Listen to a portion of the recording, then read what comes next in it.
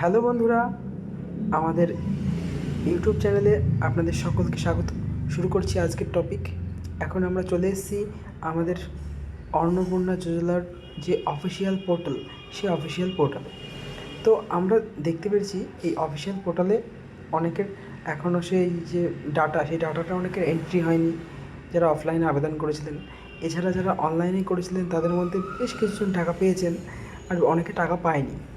এবার তারা কেন টাকা পায়নি, তাদের ফর্মটা রিজেক্ট হয়ে গেছে কেন, তার কোনো কনফার্মেশন বা কেন রিজেক্ট হয়েছে সেই কারণটা দেখানো হয়নি।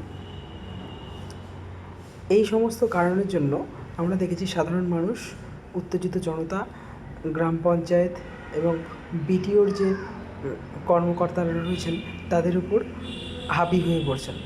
তাহলে এই রকম পরিস্থিতিতে মাননীয় মুখ্যমন্ত্রী শুভেন্দু অধিকারী মহাশয়, শ্রমিক ভট্টাচার্য, এছাড়া অগ্নিমিত্রা পাল, এদের মতো বেশ কিছু বড় বড় নেতারা আজ একটি বিশেষ বৈঠকে তারা মিলিত হয়েছিলেন এবং এই সমস্যাটির সমাধানের জন্য দ্রুত তারা একটি ব্যবস্থা গ্রহণ করবেন।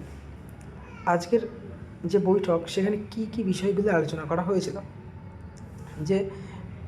যে সমস্ত মানুষরা অনলাইনে আবেদন করেছিলেন বা অফলাইনে আবেদন করেছিলেন, তাদের যে রিজেক্ট হয়ে গেছে সেই রিজেক্টের কারণটা খুব শীঘ্রই পোর্টালে আপলোড করা হবে এবং যাদের ফর্মগুলি এখনও আপলোড হয়নি তাদের পোর্টালে অবশ্যই খুব শীঘ্রই আপলোড করার ব্যবস্থা করার জন্য আরও বেশ কিছু লোক নিয়োগ করা হচ্ছে।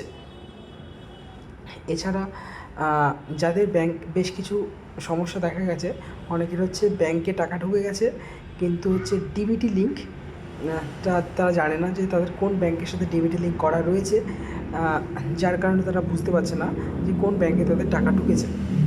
তো সেক্ষেত্রে তাদেরকে আমি বলে রাখবো যে আপনি আগে চেক করুন যে ডিবিটি লিঙ্ক রয়েছে আপনার কোন ব্যাংকের সাথে, সেই ব্যাংকে কি চেক করে আসুন একবার। যদি টাকা ঢুকে যায় ভালো, আর তাছাড়া আপনি একবার স্ট্যাটাসটা চেক করুন। আমি আমার পুরনো ভিডিওতে কীভাবে স্ট্যাটাস চেক করতে হবে সেই সংক্রান্ত ভিডিও অলরেডি আপলোড করে দিয়েছি। তাহলে এখন আপনার কাছে কি করণীয় এই পরিস্থিতিতে যারা যারা টাকা পাননি, সেক্ষেত্রে আপনারা একটা কাজ করতে পারেন। এই যে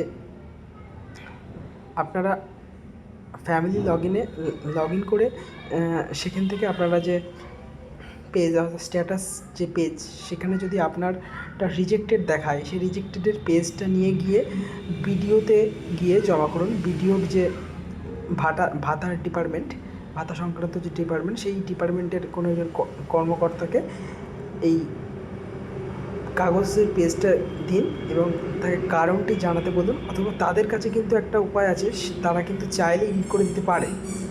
যেহেতু তারা হচ্ছে ডিপার্টমেন্ট অফিসার রয়েছে, তারা চাইলে সেটাকে এডিট করতে পারবে, তাদের হাতে সেই ক্ষমতা রয়েছে।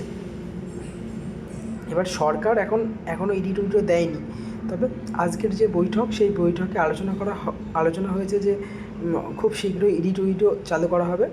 আমরা আশায় আছি, দেখা যাক পরবর্তীকালে কী হয়। ভিডিওটি দেখার জন্য অসংখ্য ধন্যবাদ।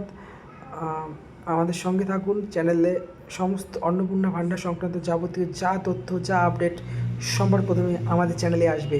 যুক্ত থাকুন। ধন্যবাদ।